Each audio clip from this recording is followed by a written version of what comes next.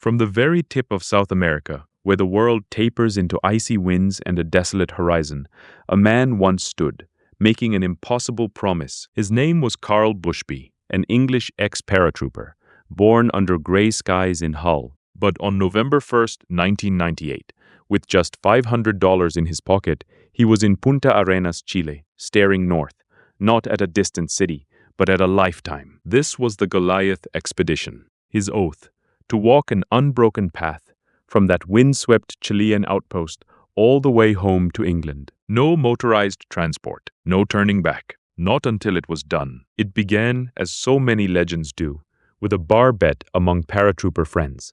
A challenge thrown down, perhaps in the wake of a nasty divorce, a desperate escape, a need to prove something not just to them, but to himself. He was 29 years old, a veteran, forged in the crucible of the British Army. He thought it would take 12 years, maybe 36,000 miles. He had no idea the world had other plans. The early years were a brutal baptism. He pushed through the suffocating humidity and impenetrable wilderness of the Darién Gap between Colombia and Panama, a place where maps fray and civilization melts away. He evaded FARC guerrillas, shadows in the jungle, only to be arrested for illegal entry, spending 18 long days in a Panamanian jail. But he walked on, one foot in front of the other, always north. Then came the ice. March 2006. With French adventurer Dimitri Kiefer, he faced the Bering Strait, a frozen chasm between continents. A 14-day ordeal across a desolate, shifting expanse of ice,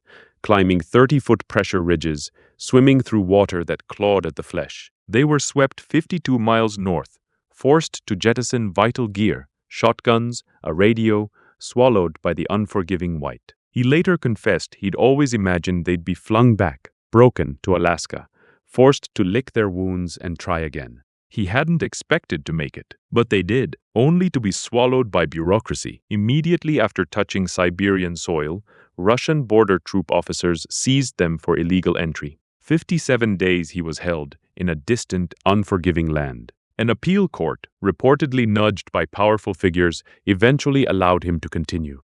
But Russia would become an almost insurmountable wall, a recurring nightmare that would haunt him for years. The world shifted beneath his feet. The 2008 financial crisis shattered his sponsorship. Visa difficulties spiraled into a 5-year ban from Russia in 2013, trapping him in bureaucratic limbo, stalling his momentum, forcing him into exile in Mexico. It was then, in 2014, that he embarked on one of his most extraordinary acts of defiance, a 3,000-mile march from Los Angeles to the Russian embassy in Washington, D.C., a pilgrimage of protest. And miraculously, the ban was overturned. A letter of invitation arrived. The path opened, just barely. His father once said, "We've lurched from crisis to crisis."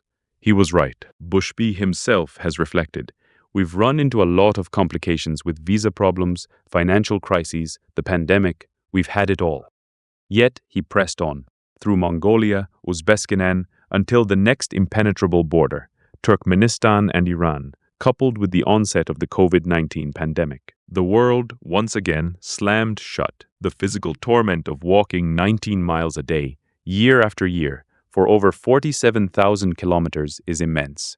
But the deeper wounds, he admits, are not to the body. Losing the women that you fall in love with, he says, hands down. That's the toughest thing you will deal with.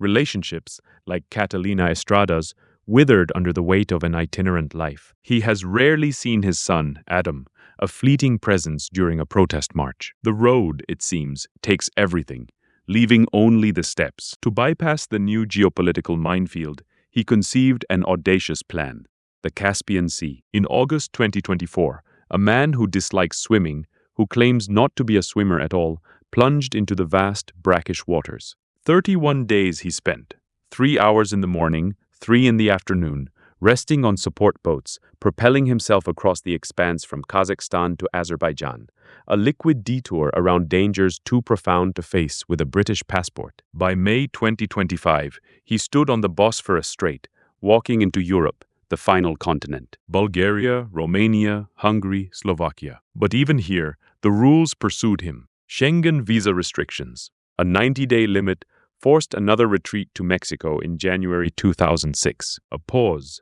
a biding of time, before resuming his walk in Austria, near Vienna, along the Danube, the final river leading home. Almost 3 decades have passed since he left Punta Arenas. The 12 years he projected are a distant memory. The finish line, Hull, England, is now within reach, anticipated for September or October 2026. A man who once joined the army at 16, who claims he isn't even particularly fond of walking, has become a testament to an unyielding will. He started with $500, a barbet, and a broken heart. He forged a path where none existed, through jungles, across ice, and over unforgiving seas. He has proved that this world, for all its dangers and its gates, is a hell of a lot friendlier and nicer than it might appear. And with every painful, deliberate step, Karl Bushby walks towards the impossible, back to the gray skies, back to Hull, a ghost made flesh, carrying the weight of a world on his weary feet.